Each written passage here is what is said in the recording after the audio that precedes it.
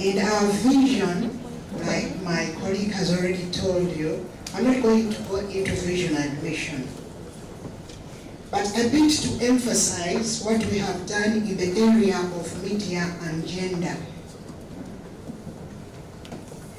We have actually done a lot of training, not only women and men in gender, but also community groups. We founded a women's radio called Mama FM 16 years ago, Mama FM, to increase on the voices of women on the airwaves, because we know that the voices of women are very scanty. And if you increase the voices of women on the airwaves, it's a good practice in gender sensitivity or gender responsiveness in media. We also used to run a newspaper called The Other Voice, which also kept the gender debate alive. But unfortunately, that paper is not on the streets anymore because of lack of funding. We have done a lot of capacity building, like I've told you. We have helped a number of organizations to develop media strategies. We have done a lot of research in gender and media. The most recent one we did was in 2016, and it was a gender analysis of the print media, how it covered the elections of 2016, whose results were very, very similar to the most previous one that we have already seen, which showed very low presence, low visibility of women politicians or women candidates in the media, as low as 20%. The portrayal, how the women were being portrayed against the men, was also very much wanting. We have mentored a lot of women in this country through Uganda Media Women's Association. A number of them are occupying positions of high authority in this country, and have done other studies on portrayal of women in the media.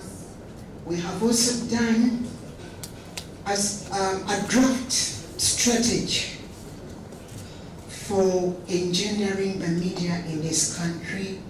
We have also done a number of gender policy guidelines for the media in this country. And also a good practice on reporting on sexual and gender-based violence.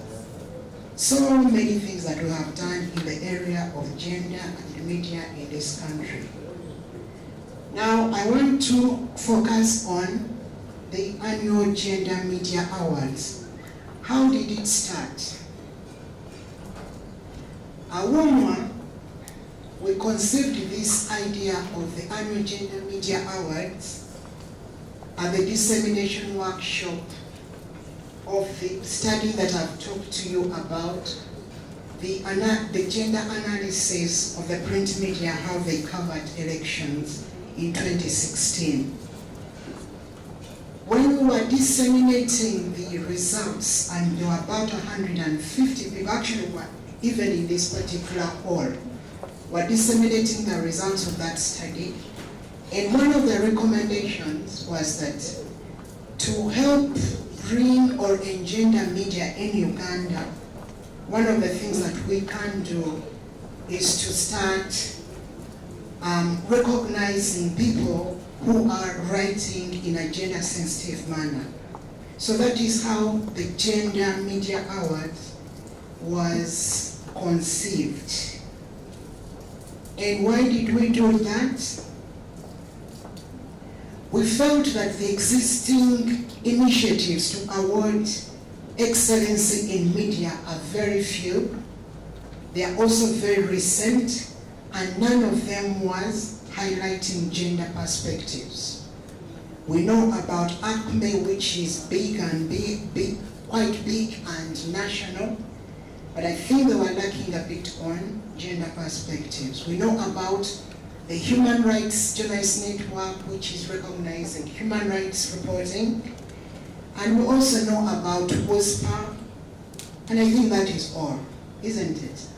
Maybe also something to do with reporting about sanitation and the like.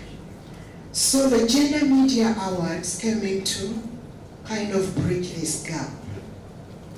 And we also felt that it was very important to recognize the current efforts towards gender-sensitive reporting, because we also know there is the women's page in Have Vision. We also have a magazine in Daily Monitor. We have women's pages in maybe some of the radio stations, but these were not, I mean, we needed to add value also.